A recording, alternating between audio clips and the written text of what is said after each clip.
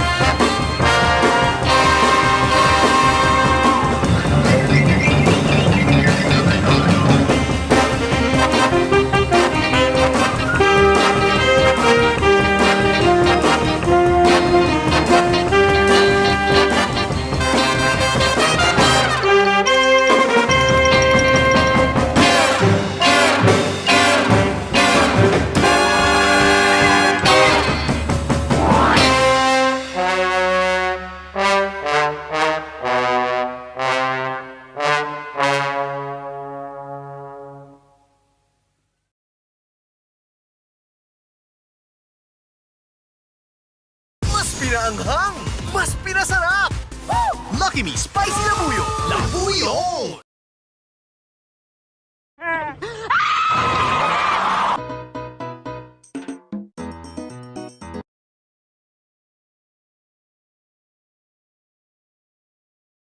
Go ahead. Huh, yeah. Oh, Rock, thank you so much. It's good to see you, Appreciate man. it. Good to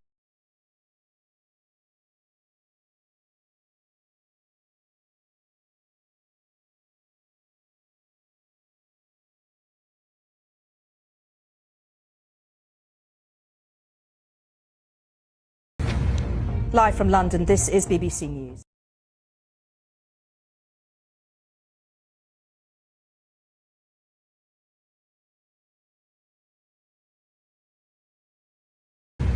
Live from London, this is BBC News.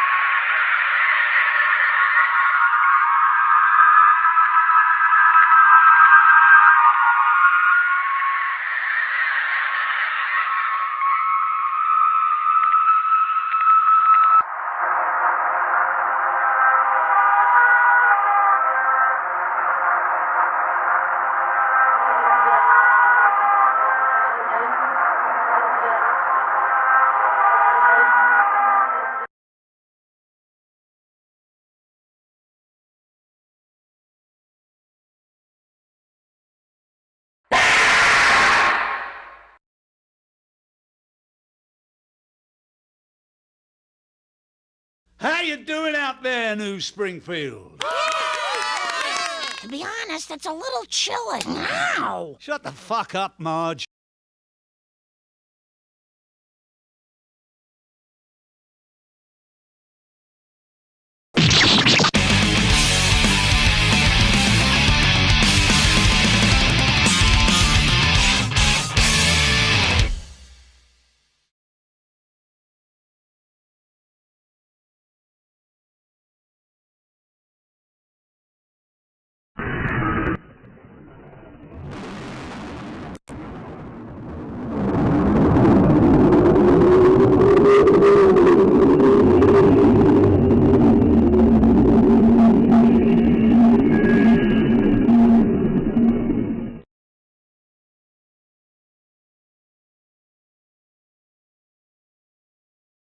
Tulong para alaga ang puso, resistensya, mata at buong katawan. Centrum Advance.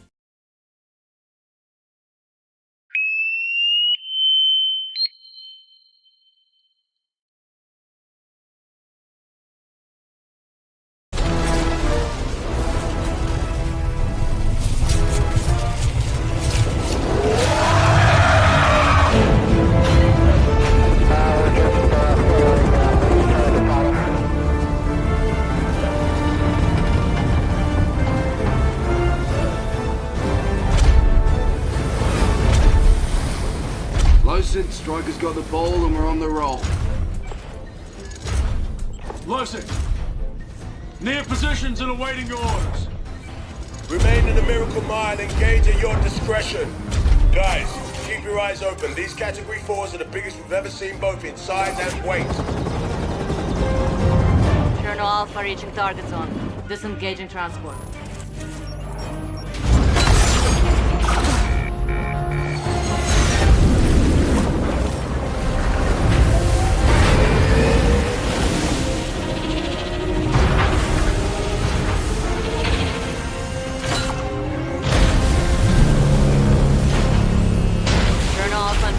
Miracle Mile. Turn off, we're holding the coastline. Beacon is on.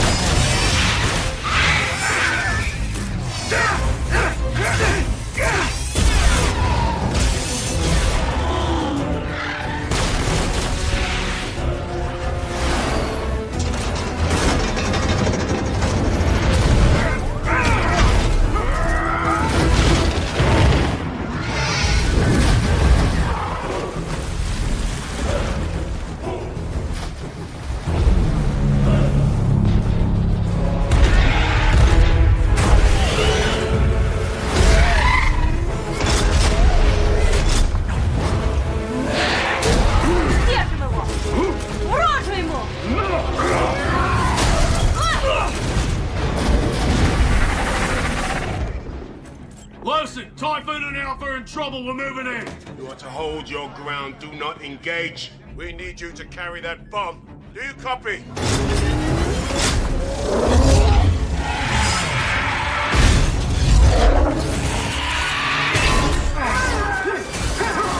Jesus, we can't just sit here and watch him die. Come on! Oh, screw this. Listen, we're moving in now.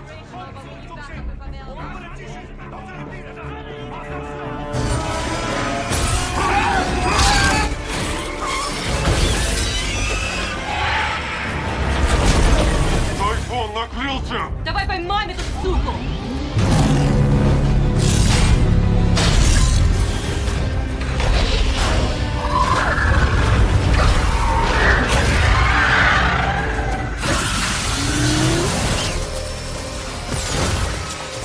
Turn off, or we've been hit with some type of acid! Come on! Solve has been compromised! We need backup immediately! Just hold on, Shadow. We're on our way.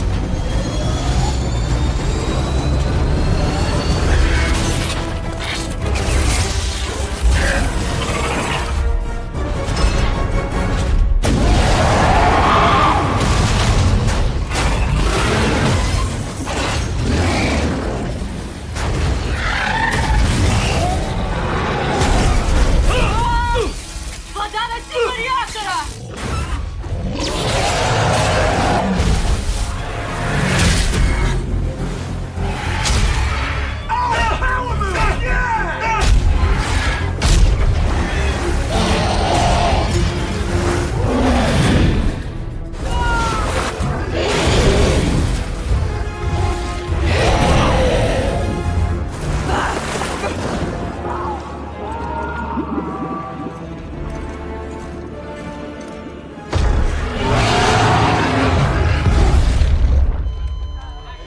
We just lost Turtle, sir.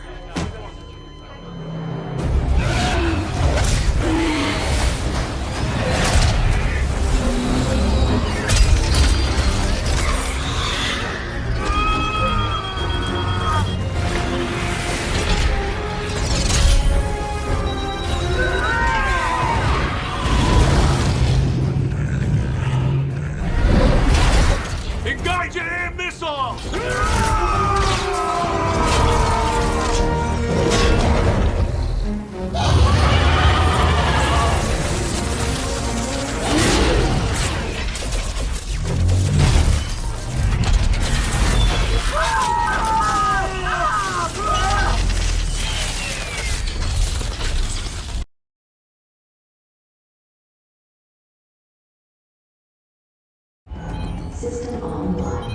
And we have delivery at 100%, people. 100%. That's the way that it's done, okay? I told you we could do it, and we did it. Losing up like to drone 375. Why? Why? Figure out why. We'll take what we know to the council in person. Triple transport. Give me a second. 外面的无人机甲出现了故障，我们必须立即停止派遣。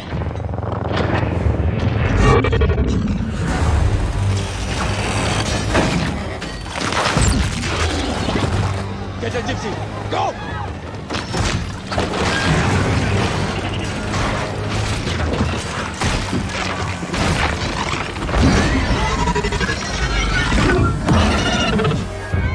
All pilots, land your Jaegers and engage hostiles.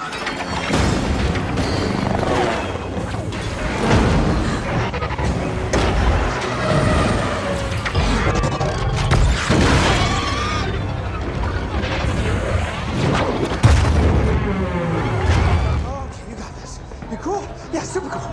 Just stay calm. 该死的博士，上头在找你。 I know. I'm heading up. I'm heading right.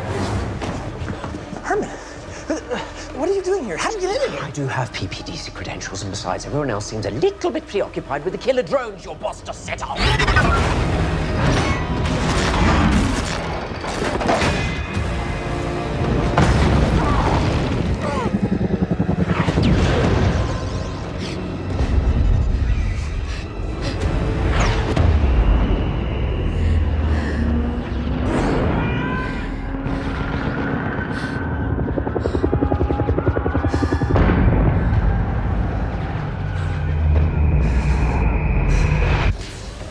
She used you. No.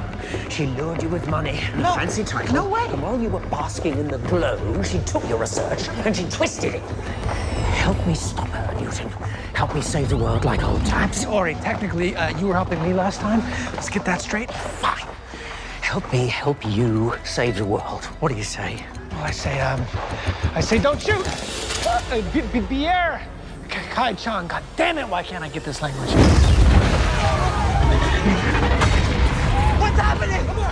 Are those Jaegers? No, they're drones from Shao Industries. What are they doing? I don't know, they just went crazy. To the death now! Get back to your quarters right now! Go!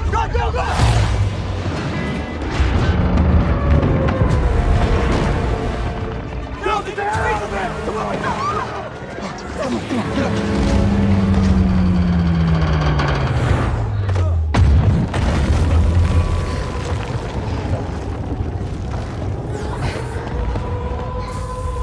Really? Now?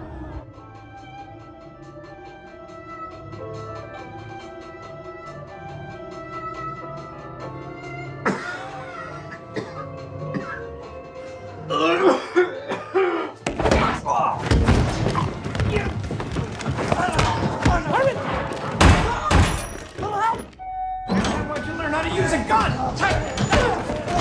Vile individual. Thank you, Newton. I'd hug you if I didn't have a rule about public displays of affection. It's fine. Oh, Okay, all right. Have you done groping me? Let's take care of the drones, right? Fine. Everyone get out of the lab or I will shoot you! I will shoot you twice! You're officially fired! Get out! What do we do? How do we stop this? There's a back door, Herman. To what? To the drone subroutine. I added a subroutine just in case I want to get in here and poke around down the road. Sneaky bastard. I know, right?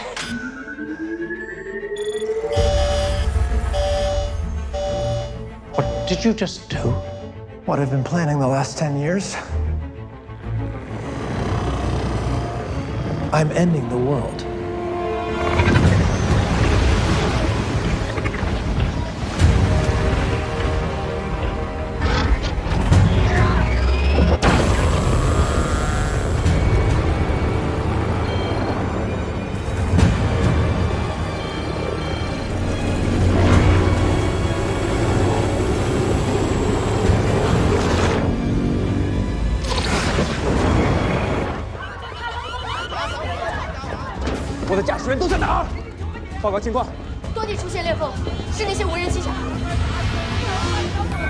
All pilots, breaches detected. Drones in the field are opening multiple breaches across the Pacific Rim.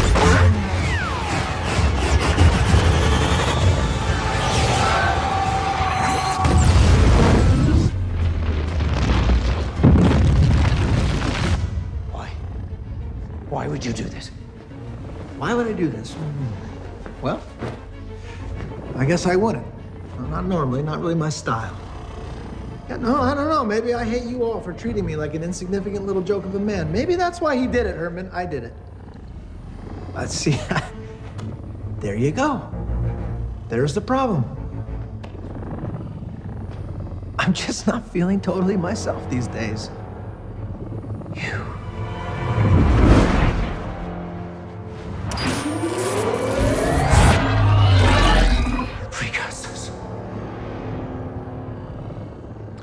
Very good, Herman. You figured it out. And as usual, a step behind. Newton, You are a good man. No, Herman. You must stop. There's no point. You must fight. I'm not strong enough, Herman. Please. I am not strong you enough. must. He is not strong enough. None of you are strong enough. I'm sorry, Herman. They're in my head. 放开他！你休想毁了这一切。 Oh, hey, boss.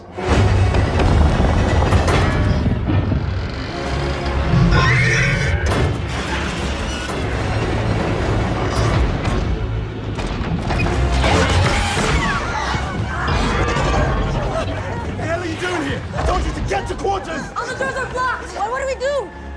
你是怎么背着我做的？ I mean, 38% of your company is fully automated. It really wasn't very hard to reallocate a little over here and a little over there and slip in a little kaiju surprise without you noticing. Bission, 你想认为你是这儿最聪明的？我很快就是了。 Stop! Wait! Newt! Nothing is wrong with him. It isn't him. It's the precursors. They must have infected his mind when we drifted with the kaiju. Shut up! 安毛，抓住该。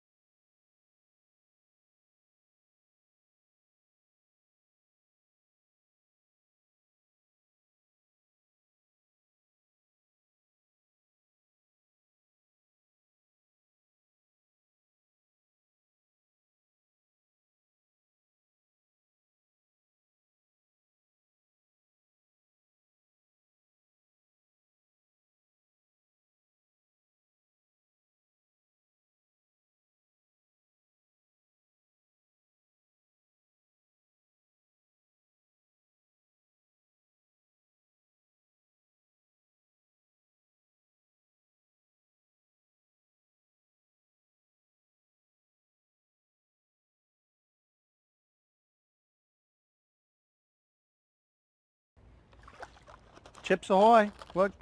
Chips Ahoy, your favorite.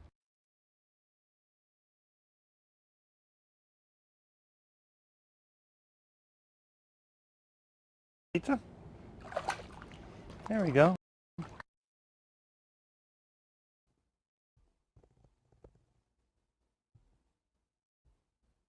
Once he was in the house, he didn't want to leave. I think it took us like 3 weeks to get him to go back outside. He was on the couch all the time or in the bathtub.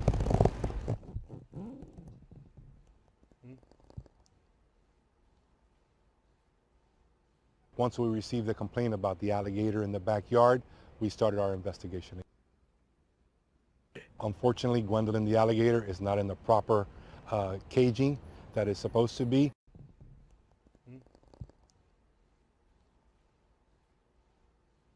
You ready for some more cookies? Look at that. Are you happy, little alligator? Yeah? Well, I appreciate all of the words from everybody here tonight, and I do think that 18 years later, we still feel so strongly about this, and the little acts that we do, whether it's acts of kindness, the things we say, the way we treat other people, working together is so important to preserve that freedom and to really value what we have here. We always had things that happened in other nations, but not on our own ground. But this really changed everything.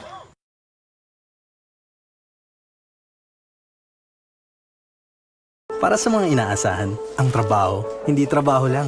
Tulay ito tungo sa magandang bukas. Para sa mga inaasahan, ang pagod, hindi pagod lang.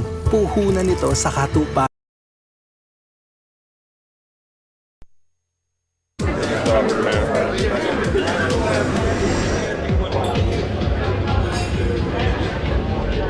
Go, go, go. Quick, lads. This lady needs our help, and fast. She's suffering from heartburn and needs Gaviscon. She can feel the cooling and soothing already. Good job, lads. Listen.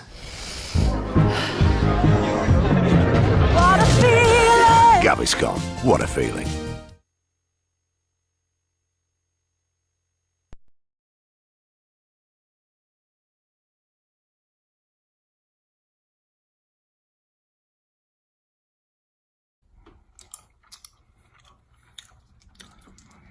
I got some jelly beans.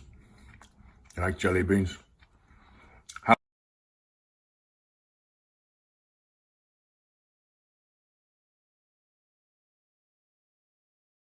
No.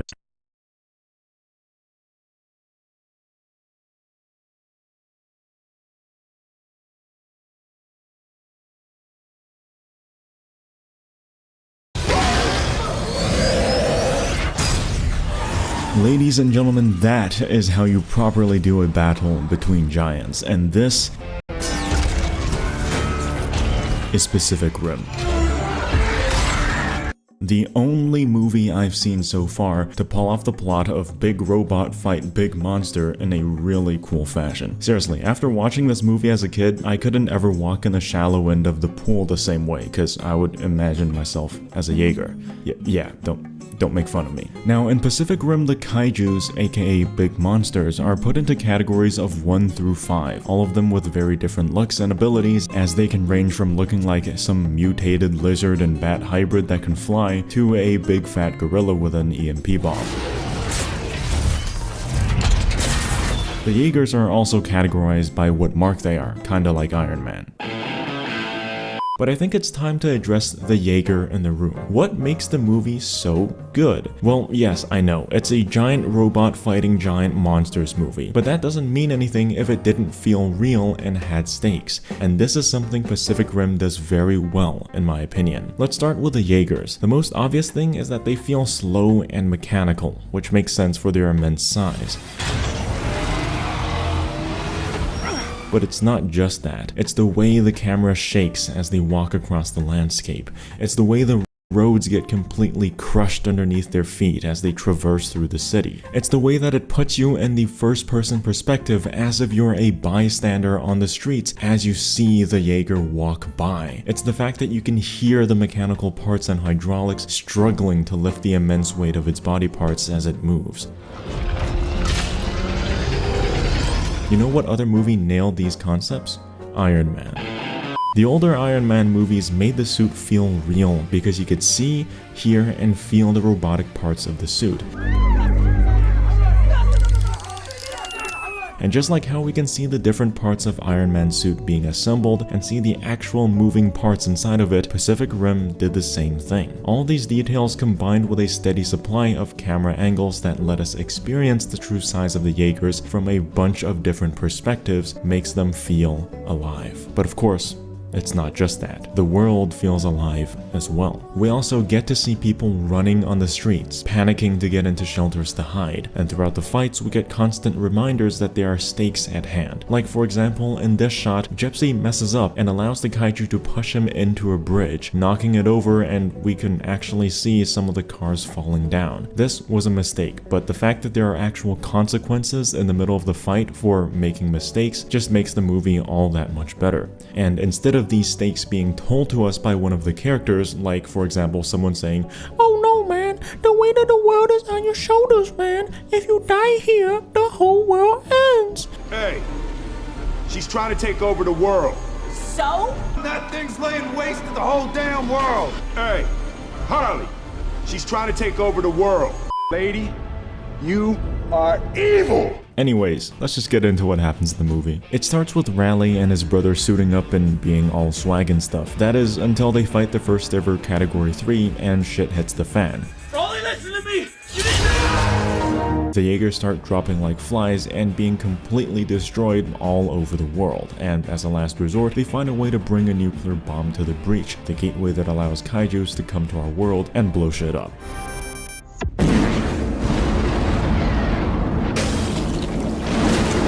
The thing is, up until the point where Gypsy got defeated, humanity has basically been wrecking these kaijus with the Jaegers. Like, I mean wiping the floor with these things. So you might be asking, "But Film Junkie, why did we start losing all of a sudden?" Well, ladies and gentlemen, don't worry. You see, I believe I have a bit of a theory on my hands. Now, in the plot of Pacific Rim, these kaijus are basically soldiers sent to destroy and colonize planets, and they do this for the beings called the Precursors. The thing is, throughout the first parts of the movie, we're kinda led to believe these kaijus are kinda huge, stupid monsters that walk around and poop on everything. 1 cubic meter of crap has enough phosphorus in it to fertilize a whole field. But clearly this isn't the case, as it's actually the Precursors making the decisions. They're basically the brains behind the whole thing. Now,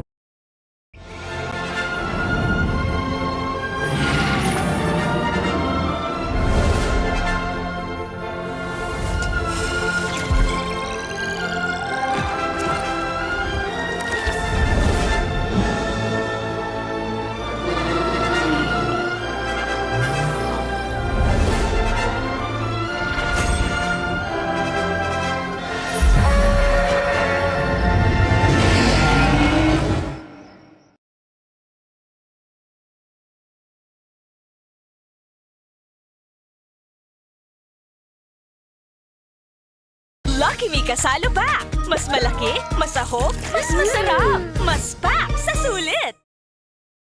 Now, Jaegers basically never got screwed up until the fight with Gypsy Danger and Knifehead, and this is because in this fight, the Precursors discovered a critical weakness of the Jaegers, and that is that the pilots are almost always located in the head. You can notice even during the fight with Gypsy, Knifehead didn't know this and was continually brute force attacking the main body of the Jaeger, with a head attack simply being an accident when it clawed at Gypsy. However, because unlike the kaiju minions, the Precursors are actually big brain world conquerors, they used this new knowledge to absolutely wreck all the Jaegers across the world. Hence why Jaegers started dropping like flies ever since Gypsy lost that fight. So now you might be asking, "But Film Junkie, if they knew to attack the head of the Jaeger, why do some Jaegers still manage to survive?" Well, ladies and gentlemen, fear not, for I have an answer to that too. You see, all the surviving Jaegers are special in some way. And no, I'm not talking about them being that kind of special. Let's start with the Russian Jaeger Cherno Alpha, since it's the most obvious one. As you can see, it doesn't really have a head. So yeah, the kaiju were probably pretty confused for this one. As for Crimson Typhoon, it's super agile and has 3 arms with giant blades attached to each end of them, once again making it stand out from the typical Jaegers. And the final one, Striker Eureka, is the fastest and speediest son of a factory to ever be made. Not to mention, it has 6 cannons in its chest. I believe all these special attributes and qualities made these Jaegers stand out, and since the kaiju either didn't know or couldn't exploit their weaknesses, they stood undefeated. However, this all changed once one of the kaiju scientists, Newt, drifted with the kaiju brain later on in the movie. You goddamn moron. You see, this drifting tech he used is the same technology that allows pilots and Jaegers to basically meld their minds together. The problem, however, is that it's a pathway that goes both ways. It sets up a connection. Both ways! You see the other person's memory and they see yours. Newt probably had a pretty good understanding of all the active Jaegers, and so in turn he knew all their weaknesses and strengths, meaning the precursors now had access to that information after he did the drift with the kaiju brain. Now from what we saw in the movie, we found out that all the kaiju are clones. Now this one here was harvested in Sydney, and this was harvested in Manila 6 years ago. They have the same exact DNA. They're clones. Which means they've been specifically designed by the precursors and are used as a bioweapon of sorts. So what we saw in the movie as a result of this was that the kaiju sent through the breach after the drift happened with Newt were specifically picked or designed to counter the remaining Jaegers. The big fat gorilla guy had an EMP to fry the electronics of the newest and most deadly Jaeger, Striker Eureka. The one that looks like a lizard and bat hybrid had a tail with a claw that was perfect for bypassing the agility and the three-armed blade technique of Crimson Typhoon, going straight for its relatively smaller and weaker head. It also had Acid Spit, which perfectly counters Cherno Alpha, as it doesn't really have a head and is heavily armored. The only one that wasn't accounted for was Gypsy Danger, because at the time it was still inactive, and so maybe Newt didn't know as much about it as the other ones. Keep in mind, this is 5 years after Gypsy was defeated, and I don't think it's been deployed ever since then. Gypsy is analog and runs on nuclear power, which means the EMP doesn't work on him, and he's agile enough to dodge the acid spit, as well as exploit some of the weaknesses of the lizard bat kaiju, so clearly the precursors didn't know much about Gypsy. Yeah, realizing all of this actually took place makes an already awesome movie even more awesome. This leads me to one satisfying conclusion, and that is I'm really glad this movie never got a sequel, because if it did, it probably wouldn't apply all these qualities in the right way and make it have the same satisfying realism. In fact, it might even ruin the potential.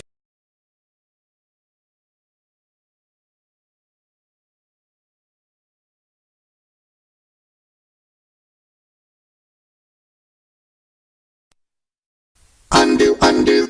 Whoops. Uh-oh. Now wait a minute. Oh, man. Oh no! Oops. Whoops.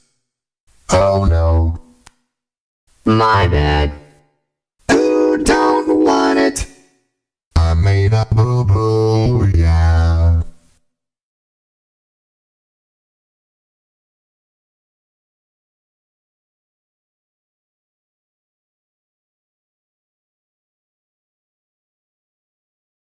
Para sa nag-overtime?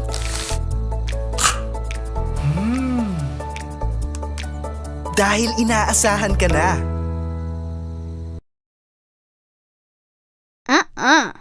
Oh, man. I made a boo-boo, yeah.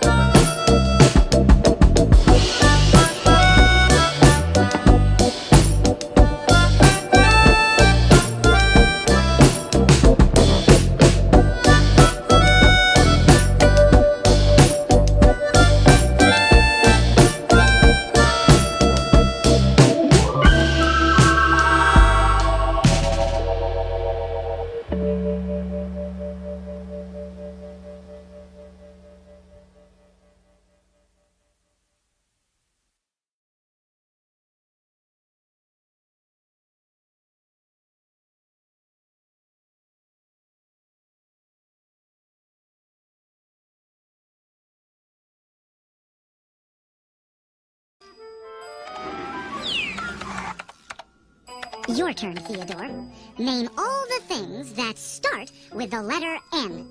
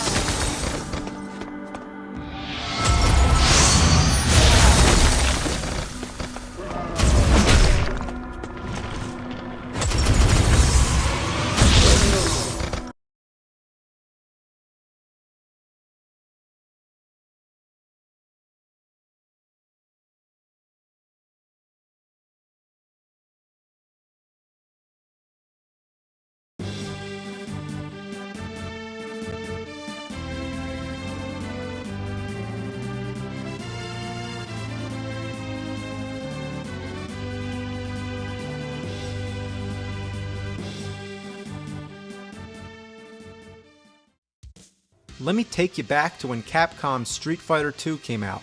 I never heard of the first one, but hey, this is an awesome game. Can't wait for Street Fighter 3. Then comes Street Fighter II, the Champion Edition. Oh, cool. Street Fighter 3's next, right? Nope, Street Fighter II Turbo. Okay, awesome. Can't wait for Street Fighter 3. Super Street Fighter 2. Cool. Street Fighter 3? Super Street Fighter 2 Turbo. What the fuck? At first I thought all these updates were kinda nice to hold you over, but how many times can you update the same fucking game? It's getting ridiculous. I'm not gonna buy it again. Well, then finally comes Street Fighter Alpha, then Street Fighter Alpha 2, and after that, I honestly lost track. There eventually was a Street Fighter 3, like 9 million versions of it, but there was also Street Fighter Zero, Street Fighter EX, EX2, and EX2 Plus. Not to mention, way back on the NES, there was Street Fighter 2010, and I couldn't tell you where that fits in. And speaking of Capcom, Mega Man's another series where the numbering got confusing. There's Mega Man 1 through 6 on the Nintendo, but then on the Super Nintendo, there's Mega Man X, which at the time I thought it meant Mega Man 10, but then came Mega Man X2 and X3.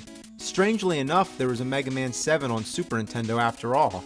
That's right. Two different series going on at the same time. Then on the PlayStation consoles, there was Mega Man X4, X5, X6, X7, and X8. There was even a Mega Man 8, a regular Mega Man 8, on PlayStation. Now, only if they made a Mega Man 9, it would come full circle. It doesn't end there either. What's this? Mega Man Battle Network series? Mega Man 64? Did they really make it that far? No, that was just the Nintendo 64's stupid gimmick of putting 64 at the end of every fucking title. Another thing that really grinds my shit is when the Japanese and American releases of games differ. The results can also be pretty confusing. A good example was when Super Mario Bros. 2 in Japan wasn't released in America till later, but what we got in its place was a completely different version, though it was still called Super Mario Bros. 2, and the Japanese one came later as The Lost Levels. The Final Fantasy series is the prime example. Not being a hardcore fan, I'll attempt to explain it to the best of my knowledge. From what I understand, Final Fantasy II, at the time of its Japanese release, wasn't released in the US, neither was Final Fantasy III. But Final Fantasy IV came out here, and because we didn't have 2 or 3, it wouldn't have made sense to call it 4, so what do? They call it 2. Now, Final Fantasy V wasn't released here either, so when 6 came out, that became 3. Final Fantasy III also happens to be one of my all-time favorite games on the Super Nintendo. And I remember that after that, Squaresoft started releasing the next Final Fantasy games on PlayStation. things changed, and now they weren't fucking with the titles anymore. So when Final Fantasy VII came out, they just called it Final Fantasy VII. And that's where the confusion began.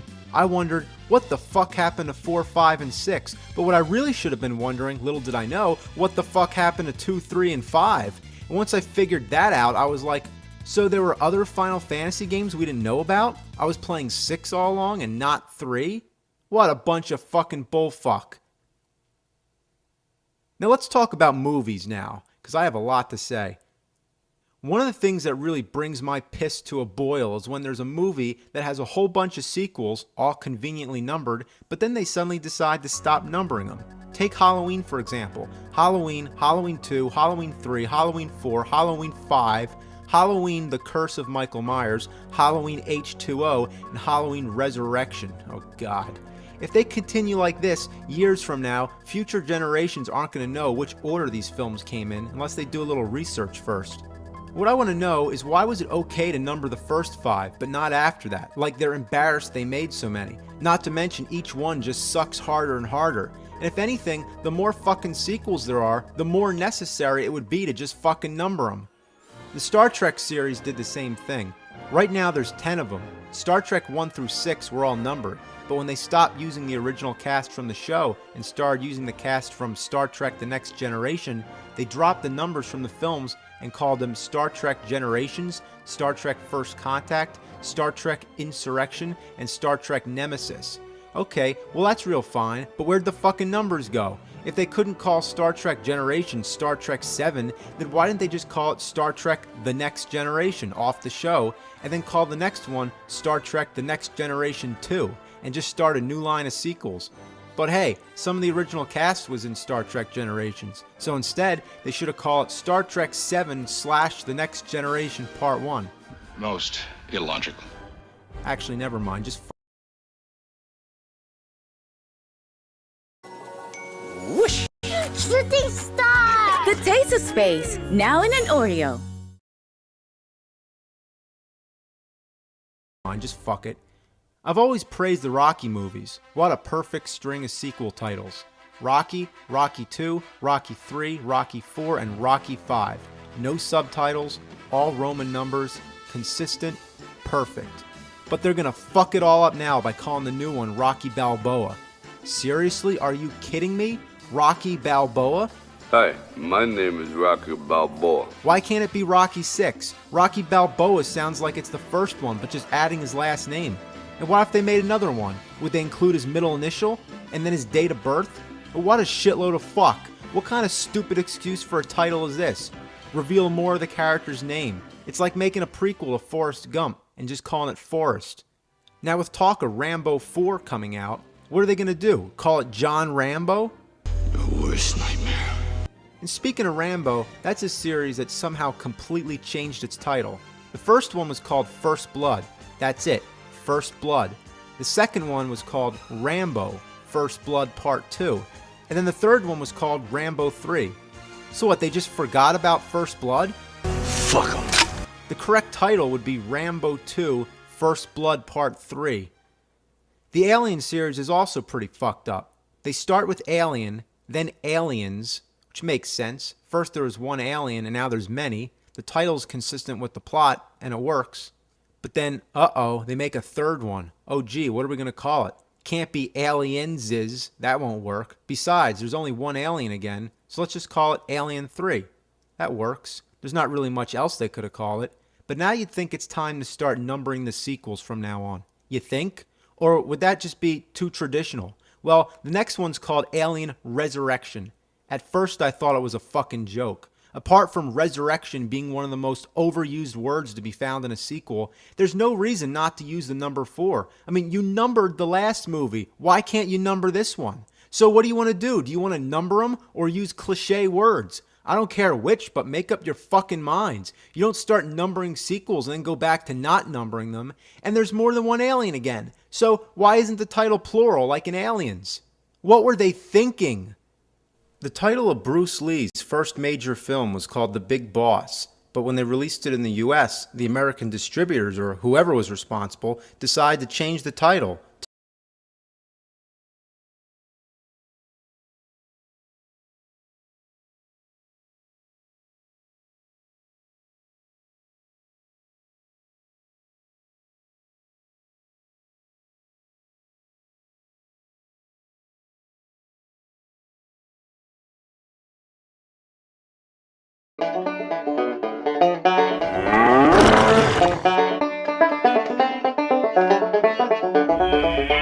You know what's bullshit? iTunes. I listen to music just about every day. I'm always using iTunes. I've been helplessly dependent on this software for the past 10 years now. It's truly my digital jukebox, and I can't imagine my life without it anymore. But I do have to say, it's pretty annoying every time you buy a new computer, you have to authorize it to play all the music that you purchased on the old computer from the iTunes store. It wouldn't be so bad, except there's a limit to how many computers you can authorize. That would never happen with CDs. Have you ever had a CD player tell you, sorry, but you own too many CD players, you're gonna have to deauthorize one of them or else you can't play the CD. So next thing, I'm going up in the fucking attic to find my old computer so I can plug it in and deauthorize it. But now, let's get to the main point about iTunes. It's an evolving beast, always pestering you with updates. Way too often, I open iTunes to find a message that says, there's a new version of iTunes. Do you want to download the update? I say, sure, that sounds good. I'd like to update. Then I find something is different. Something I don't like. For example, remember when there used to be a button to burn CDs? It was a nice little round, flashy button, convenient and easy to get to. For years now, that button's been gone. Now, you have to go to the File menu and burn playlists to disk. There isn't even a short key for it. You have to go to the menu. I understand that not many people are burning CDs nowadays, but what made Apple decide that it was so obsolete they had to get rid of the button? It's changes like this that piss me off. If it's not broken, don't fix it. So I've caught on to you, you stupid updates. I'm not downloading you anymore. I'm sticking with the old version.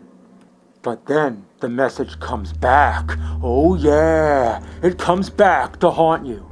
You have no choice. One of these days, you're going to download it by accident. Even if you click that little checkbox to stop reminding you, all that means is that, say, it's asking you to download version 10.2.7, it'll stop asking you again for that particular version, but a week later when version 10.2.8 is out, it's going to start asking you again. Eventually, when you're suckered into updating, there's going to be all this new shit. Genius playlists? Nice. Now I gotta wait for iTunes to scan all my music so that I can create playlists based on songs that other users have that are similar to mine, whatever. You know what would be genius? To go back to the way it was! Now there's ping? What the hell's that? Every time they add something, it seems like it takes longer to boot up. Back in the day, I'd click iTunes, it would open. Now it bounces a few times, shows me a beach ball, and when it finally starts, it tells me it's searching for Genius results, accessing the iTunes store, updating playlist information, contacting Mars, raising shields, activating atomic soundwave booster, scanning for nuclear barracudas. How about just let me play my music and let that be it? You can flip through the album artwork now, all these unnecessary things just to look more impressive to the common dummy who sits there and goes, wow, that looks cool, I want to buy that. iTunes is turning into a monster. We all keep feeding it and it's been growing ever since. One day, all the albums are going to be hologram, flying all over the place. You're going to be able to listen to 10 songs at the same time. How did we get so far away from just dropping a needle on a record and letting it play? Cassettes, CDs. Remember when CDs first came out? It was like, damn, you don't have to rewind them. You can skip songs. You could put it on repeat or shuffle. And then one day, somebody looked at their CD in their computer and decided the two must come together. Like a caveman putting a stick to a fire, the computerized music format was born, and the digital devil's been pulling us deeper in ever since. I'll tell that devil to fuck off, stop updating iTunes, and say, that's bullshit.